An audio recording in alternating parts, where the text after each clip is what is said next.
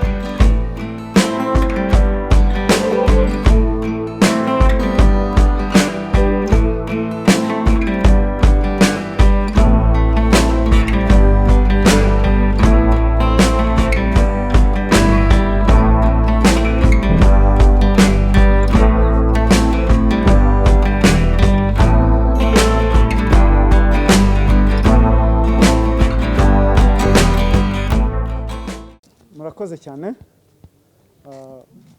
Mumaze kubona umuhango wo kwakira Munyenyezi Beatrice. Uyu Munyenyezi Beatrice twakiriye muri uyu mugoroba aho yaragaruwe mu Rwanda na leta ya Amerika nyuma yo kurangiza igihano yari yarakatiwe kubera kubeshya ko nta ruhare yagize muri jenoside yakorewe abatutsi igihe yakaga ubuhunzi, ndetse aza guhabwa ubwene gihugu muri 2003 nyuma za kubwakwa muri 2013. Nyuma yaho yakozweho iperereza ryagaragaje ko yari yarabeshye ko nta ruhare yagize muri jenoside yakorewe abatutsi. Yahawe igihano cy'imyaka 10 yakirangije, hanyuma leta y'Amerika isanga ko itamugumana ku butaka bwayo, iramwohereza mu Rwanda. Kumugarura mu Rwanda rero bifite icyo bivuze kandi ni inyungu ku butabera, kuko aje asanga hari dosiye yari yarakorewe kubera ibyaha yakekwagaho kubw'uruhare yagize muri jenoside yakorewe abatutsi. Kubw'ibyo rero mwabibonye ko RIB yahise imufata, ubu ngubu ikaba imukurikiranyeho ibyaha 7. Ibyaha 7, icya mbere ni ukwica nk'icyaha cya jenoside, icya kabiri gucura umugambi wo gukora jenoside, icya gatatu gutegura jenoside, icya kane gushishikariza ku buryo buziguye cyangwa ku buryo butaziguye abantu gukora jenoside, ubufatanyacyaha muri jenoside, kurimbura nk'icyaha kibasiye inyokomuntu, ubufatanyacyaha mu gusambanya no gusambanya ku gahato nk'icyaha kibasiye inyokomuntu. Ibi nibyo byaha akurikiranyweho. Hari rero bimwe mu bikorwa byagiye bigaragaza nyuma yo kubaza abatangabuhamya, hari ibikorwa byashingiweho bigaragaza uruhare yagize muri jenoside yakorewe abatutsi. Munyenyezi Beatrice, murabizi ko yari yarashakanye ntaho bari Shalom Arsene, wakatiwe n'urukiko mpanabyaha mpuzamahanga rwashyiriweho u Rwanda, akaba ari umukazana wa Nyiramasuko Pauline, nawe wakatiwe n'urukiko kubera uruhare bagize muri jenoside yakorewe abatutsi. Munyenyezi Beatrice mu gihe cya jenoside yari umunyeshuri muri kaminuza nkuru y'u Rwanda, akaba no mu ishyaka rya MRND muri icyo gihe.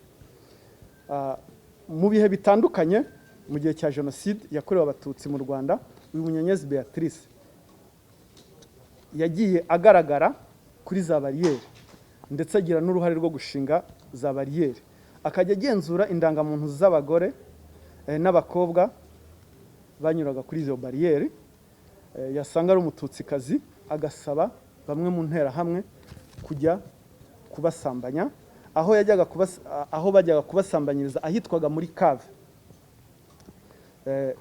icyahoze cyitwa hoteli Ihuriro. Iyo hoteli Ihuriro yabagamo Nyiramasuko Pauline, ari we nyirabukwe. Yitabiraga inama zitegura jenoside, akavugiramo amagambo ashishikariza abantu gukora jenoside. Hari naho kuri bariyeri yishe akoresheje imbunda ya pistole, yishe umubikira wari umaze gusambanywa, akaba ari nawe wategetse interahamwe kumusambanya. Uwo yasambanyirijwe aho ngaho muri Cave twavuze. Ibyo byabereye muri komine Ngoma. Ibyo bikorwa yagiye akora, bimwe yagiye abikora muri ahitwaga komine Ngoma, muri perefegitura yahoze ari ya Butare, ubu ngubu ni Huye, ndetse na Mukuru. Icyo navuze cya mbere, kugarura uyu Beatrice Munyenyezi, bifite icyo bivuze cyane ku butabera. Ni n'inyungu ku butabera cyane cyane kuko aje asanga agomba gusubiza ibyo byaha n'uruhare rwe yakoze muri jenoside rukagaragara, ndetse n'abakorewe jenoside bagahabwa ubutabera. Kuba yoherejwe, Leta Zunze Ubumwe za Amerika bagize neza, bakoze neza. Nta gihe u Rwanda ntabwo rwigeze ruhema gusaba amahanga kohereza abantu nk'abariya bakekwaho kuba barakoze jenoside. Si muri Amerika gusa, ni mu bihugu byinshi, ari ibya Afurika, ari iby'Uburayi, hose ntabwo leta y'u Rwanda yigeze ihwema gusaba ibyo bihugu kohereza abo bantu kugira ngo bahabwe bakurikiranweho ibyaha bakoze, ubutabera buboneke. Gusa nk'icyo twavuga, ukuboko k'ubutabera ntaho kutagera. igihe icyo ari cyo cyose aho uriya wakoze jenoside aho ari hose ukuboko k'ubutabera kuzamugeraho. Bitinde bitebuke n'abandi bazaza, kuko iyo urebye n'ibihugu bimaze kurambirwa, ibihugu bimwe na bimwe bimaze kurambirwa gucumbikira abantu nka bariya, dore ko jenoside ari icyaha kidasaza, icyaha kibasira inyoko muntu, abantu bose bamaze kumva uburemere bwabyo. N'ibindi bihugu nabyo twizeye ko bazagenda bohereza abantu nk'abo ngabo. Murakoze.